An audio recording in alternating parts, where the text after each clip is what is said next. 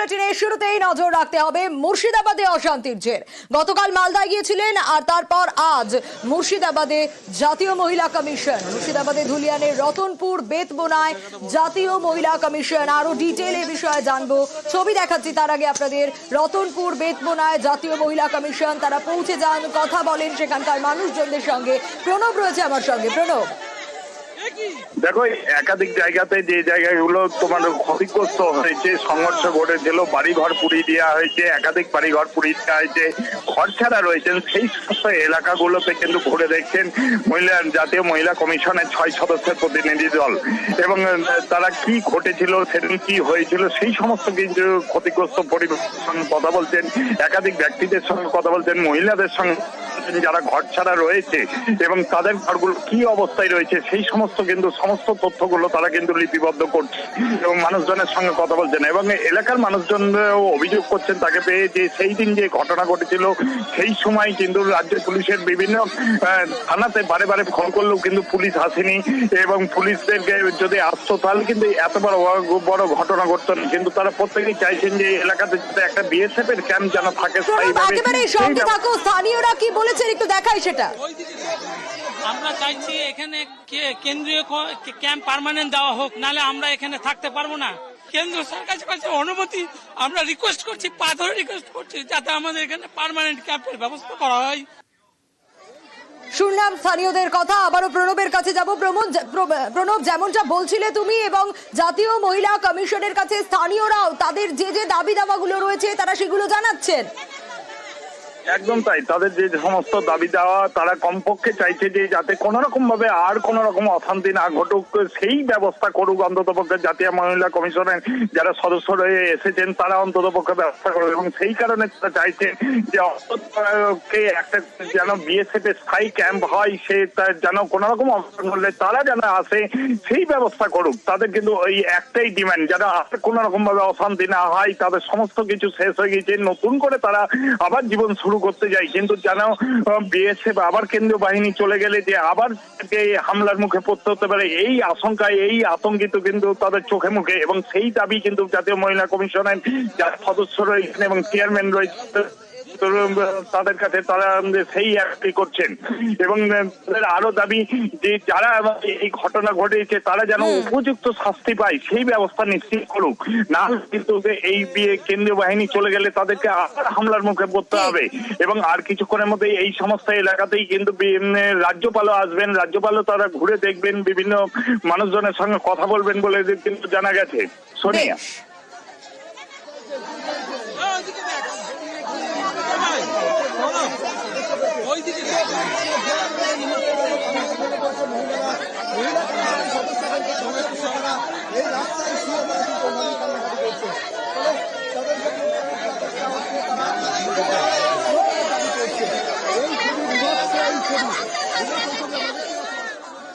এবার একটা ছবি দেখাবো। বারাসাতে পুকুর ভরাট হয়ে যাচ্ছে এমনটা অভিযোগ, এবং রাতের অন্ধকারে দেখুন পুকুর ভরাট হচ্ছে আর স্থানীয়রা নানা অভিযোগ করছেন। এই ছবিটা দেখাচ্ছি বারাসাতে 27 নম্বর ওয়ার্ড, যেখানে 7 বিঘা জমি জুড়ে পুকুর ভরাটের অভিযোগ।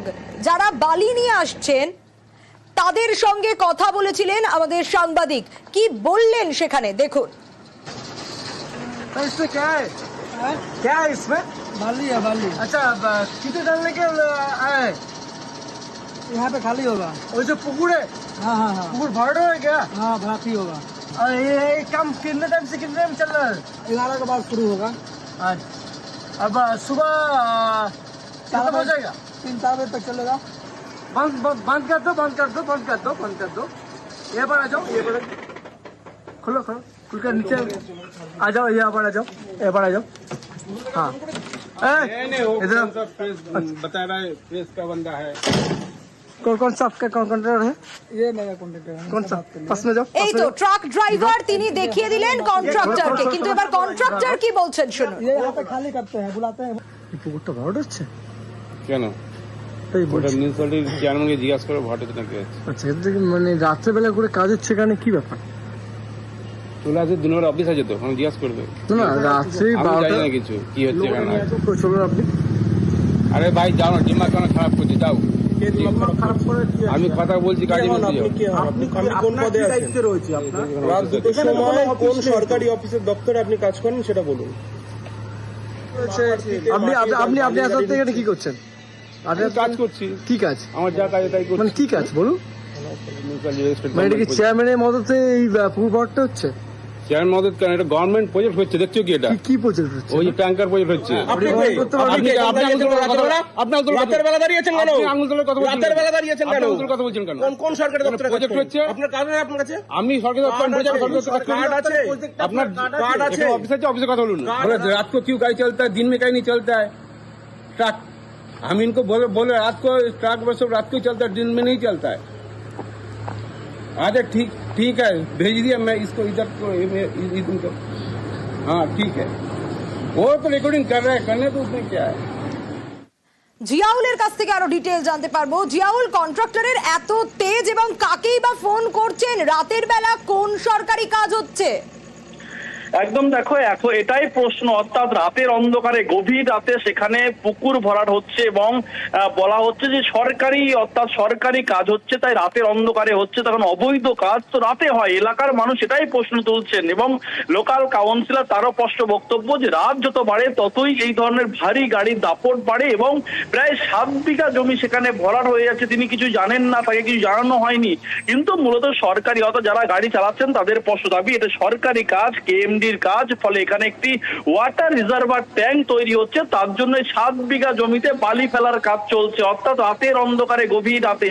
এবং তাকে যখন প্রশ্ন করা হয় কে কার নির্দেশে এই বালি বা এই মাটি ফেলা হচ্ছে, পুকুর ভরাট হচ্ছে, তিনি একজন প্রভাবশালীকে ফোন ধরিয়ে বলেন যে এখানে সরকারি কাজ হচ্ছে, ফলে কোনো ছবি করা যাবে না, কোনো খবর করা যাবে না, এই ধরনের হুমকি শাসানি দেন এই কন্ট্রাক্টর। ফলে তিনি একজন কন্ট্রাক্টর, তিনি হুমকি দিচ্ছেন। কিন্তু যেভাবে এই রাতের অন্ধকারে পুকুর ভরাটের মতন কাজ চলছে এবং এলাকার মানুষ এ নিয়ে সোচ্চার রয়েছেন, কিন্তু পৌরসভার স্পষ্ট দাবি যে কেএমডির পক্ষ থেকে ওয়াটার রিজার্ভার ট্যাঙ্ক তৈরি হচ্ছে, সেই জন্য দিনে কোনো কাজ হয় না, রাতের অন্ধকারে মাটি বা বালি ফেলে এখানে পুকুর ভরাটের কাজ চলছে, ফলে সবটাই সরকারি কাজ। কিন্তু যেভাবে হুমকি দিলেন এই কন্ট্রাক্টর, ফলে সেটা তিনি বলছেন সবটাই বৈধ পুরসভার কাজ। তরফ থেকে এই প্রজেক্টের কাজ হচ্ছে এমনটা বলা হচ্ছে, কন্ট্রাক্টরের তরফ থেকেও শুনবো পুরসভার চেয়ারম্যান ইন কাউন্সিল তিনি কি বলছেন।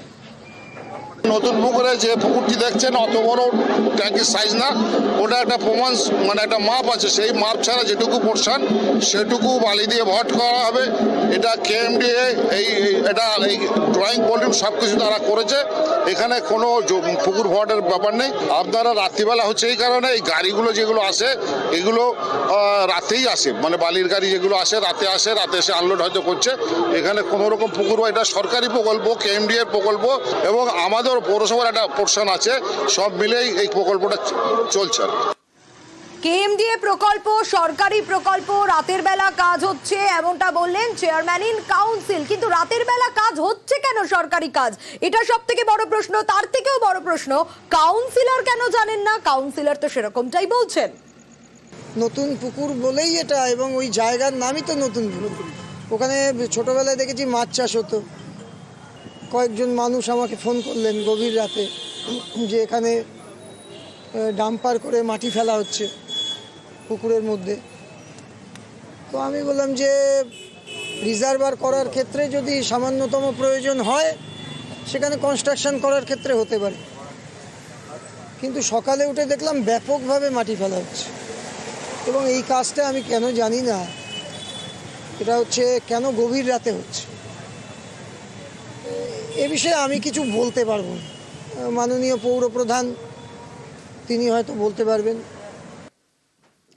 আবারও লোকালয়ে হাতি দেখাবো সেই ছবি। উত্তরবঙ্গ বিশ্ববিদ্যালয় ক্যাম্পাসে হাতির তাণ্ডব রীতিমতো দেখুন সেই ছবি। জঙ্গল থেকে বেরিয়ে বিশ্ববিদ্যালয় চত্বরে ঢুকে পড়ে দলছুট হাতি, আর রাতেই বিশ্ববিদ্যালয় ক্যাম্পাসে ঘুরে বেড়ায় হাতি, রীতিমতো তাণ্ডব চালায়।